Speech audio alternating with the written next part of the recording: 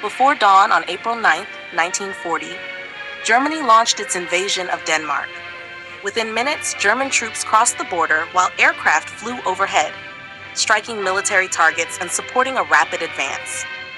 The attack came without a formal declaration of war, leaving Denmark with little time to organize a defense.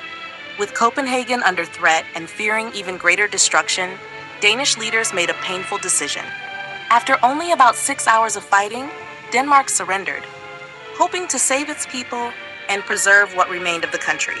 Denmark was no longer a free nation. It had become an occupied country. Unlike many other occupied nations, daily life did not change overnight. The Danish government and king remained in place, creating the impression that little had changed. Behind the scenes, however, Germany held the real power. On April 28, 1939, Hitler publicly declared, "We have concluded a non-aggression pact with Denmark." Less than a year later, that agreement was broken when German forces invaded the country. Germany's objective was never Denmark alone. The real objective was Norway. Control of its long coastline would give the German Navy direct access to the North Atlantic. It would also protect the vital supply of Swedish iron ore and allow German warships and U-boats to threaten Allied shipping across northern waters. Britain's main naval base at Scapa Flow was far beyond the reach of Germany's own coastline. But from Norway, German naval forces could operate much closer to the base, making it possible to challenge Britain's control of the North Sea and the North Atlantic. That strategic advantage made Norway one of Germany's highest priorities. The road to Norway passed through Denmark. At first, daily life in Denmark appeared largely unchanged, but as the war continued, tensions grew between the Danish government, King Christian X, and the German occupation authorities.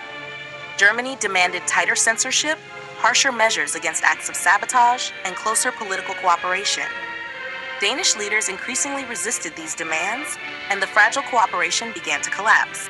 As cooperation came to an end, organized resistance grew.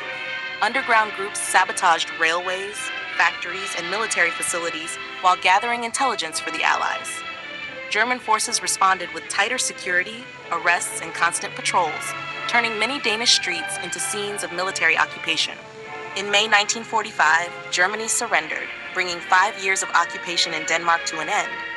As Allied forces arrived, German troops withdrew, and the country began the difficult process of rebuilding after years under foreign rule.